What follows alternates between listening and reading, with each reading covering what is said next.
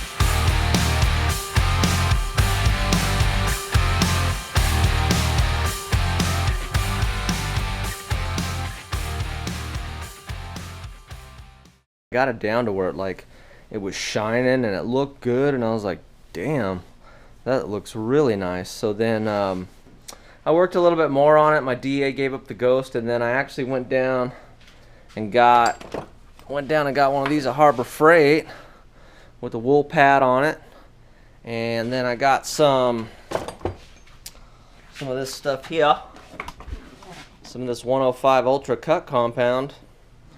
Just went to work.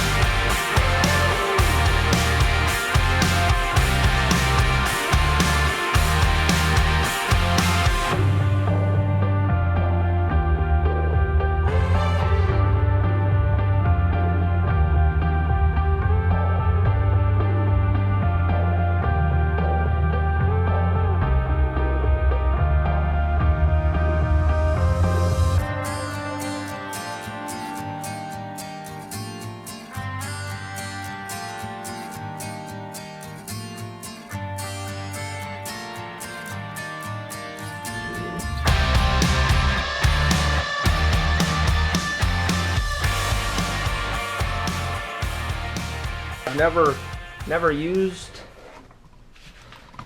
never used a rotary before, but I kind of started out over here on the hood, and you can see I got some work to do. It looks like eight gazillion times better than it did when I started, but I still got some compound on it, and I still need to work the hood a little bit more and do some polishing. I kind of started out doing bigger areas, and then I realized the smaller area you do, the better it comes out and the faster it comes out. So keep in mind.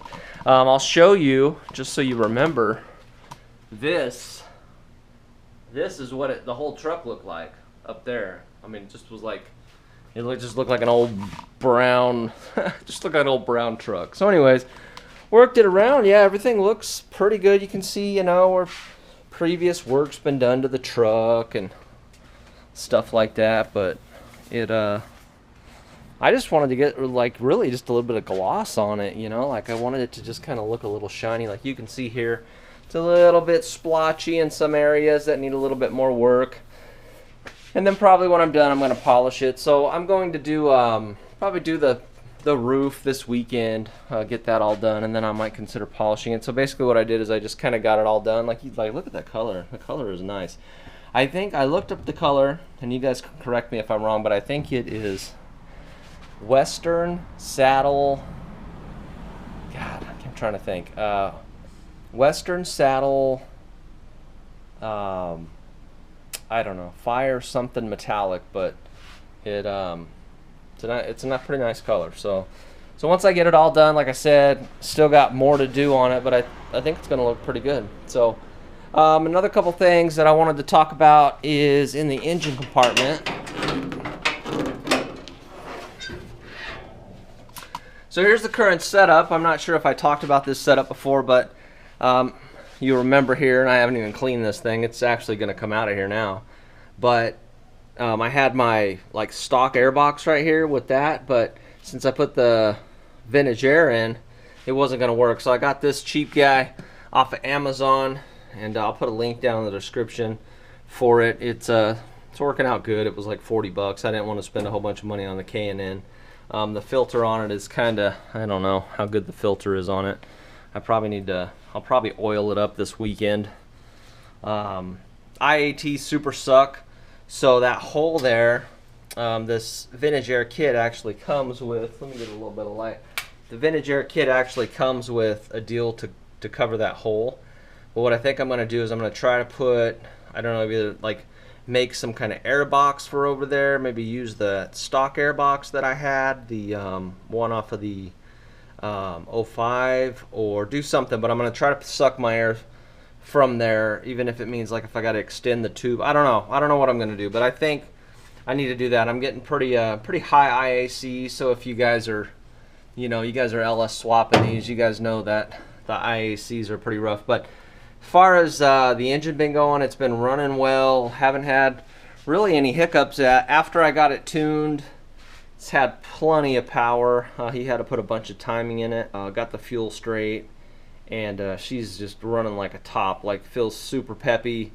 And when the stall flashes, put that 2500 stall in when it flashes. I flashed it the other day, just kind of like getting it on it real easy, and chirped the tires. So I'm pretty sure I could probably burn them off if I needed to.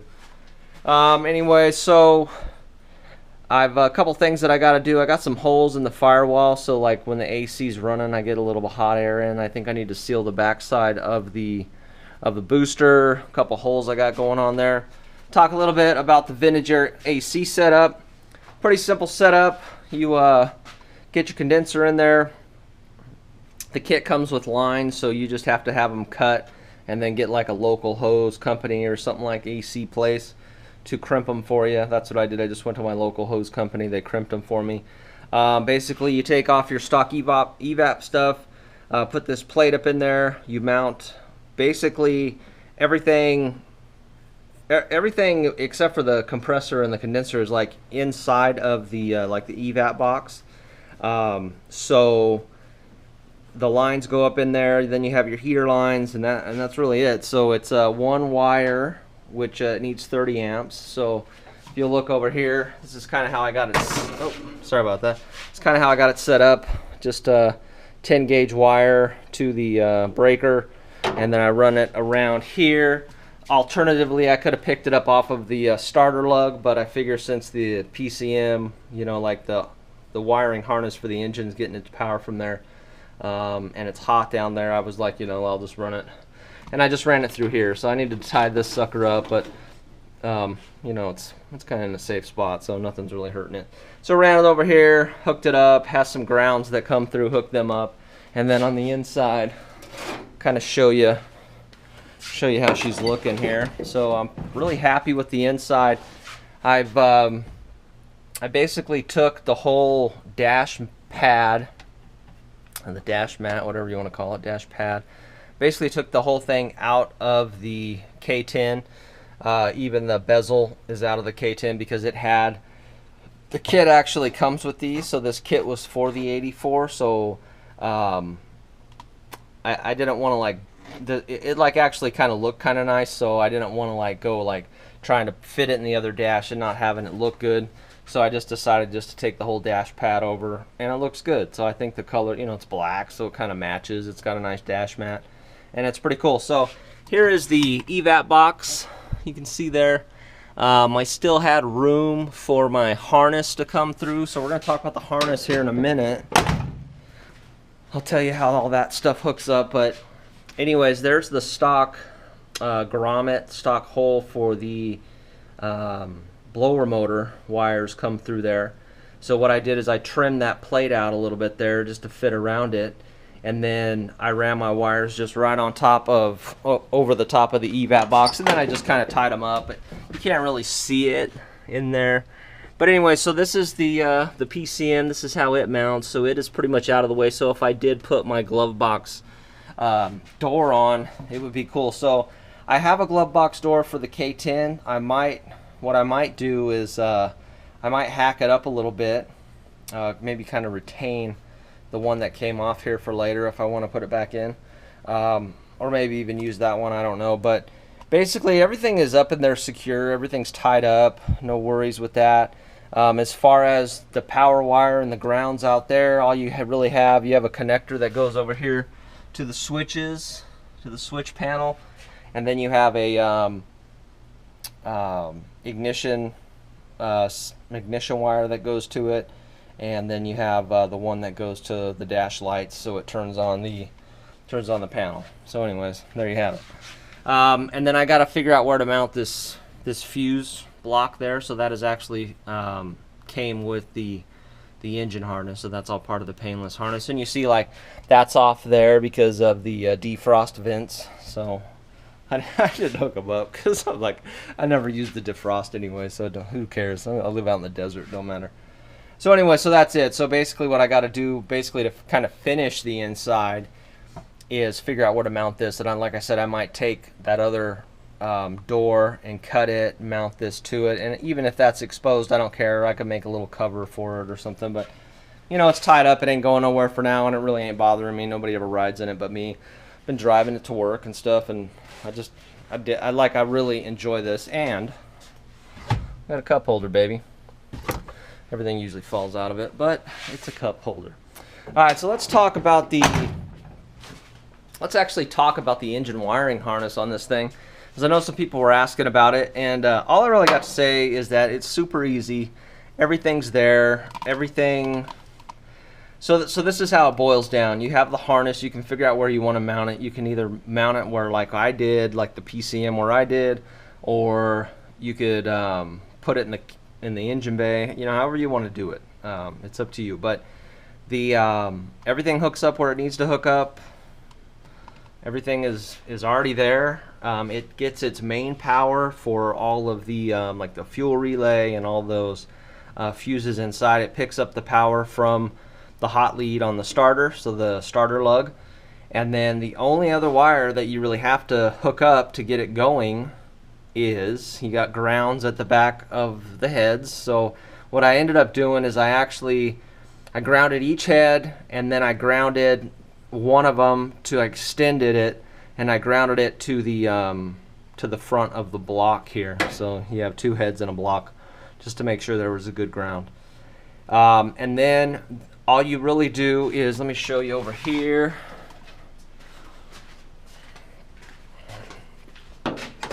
So it comes with this guy. Like I said, this is the painless. So you know, it's not super done in here, but it's enough. Get my light in place. So it comes with this. So that's the check engine light, and ever since I had it tuned, like it doesn't come on anymore. And then the OBD2 plug right there. And then along with this harness, you have your like tack wire, and you have obviously the trouble code wire is already hooked up, and then you have a wire that comes up here, and it's actually, it needs it needs to be hot crank and run, and so basically I have that run out to the actual fuse block, and it just picks up the wire that would be the HEI wire. So where does it go in? I don't know, you can't even really see it. But anyway, so it's just HEI wire, and then that's it. Like I didn't hook up the transmission since I have the Turbo 400, so I just ran all those wires back kind of where the plug would be, and I tied them all up, loomed them all, and like that's really it. Like I said, it came with a fuel relay, came with an air relay, like if you're gonna hook up all your stuff. But it actually did come with a wire that ran. I was able to run it all the way back to my sender, which was a gray wire, and it hooked right into the gray wire of the fuel pump.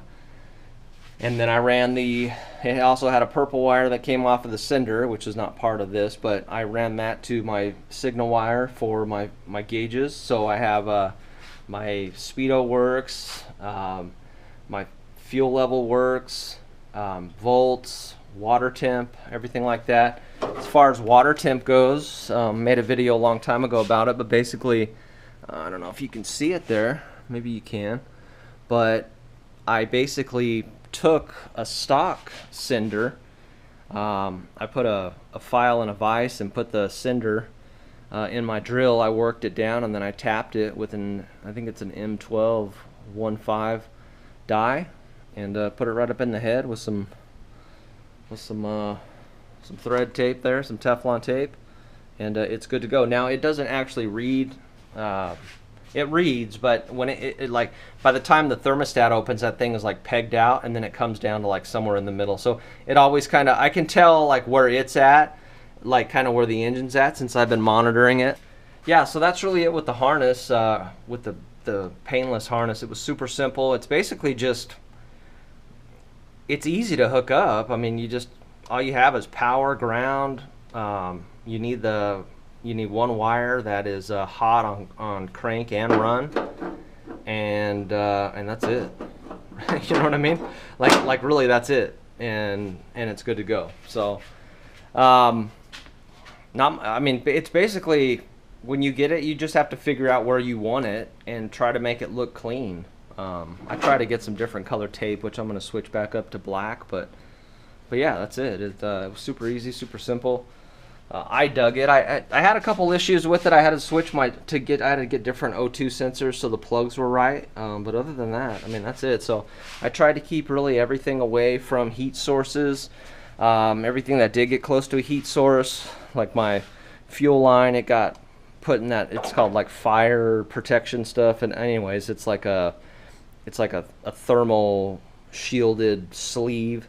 So I put it through that. Anything that got close, like that wire down there for the crank sender, and also that is the power feed for everything. It just got wrapped in that thermal tape, and I tried to kind of tie it up away, and everything's been okay. Like, there's a lot of stuff, you know, after you do something like this, you kind of got to get in there and then modify things as you go. Like, I noticed this belt is sliding off here, so look at that. It's like it's hanging on the edge.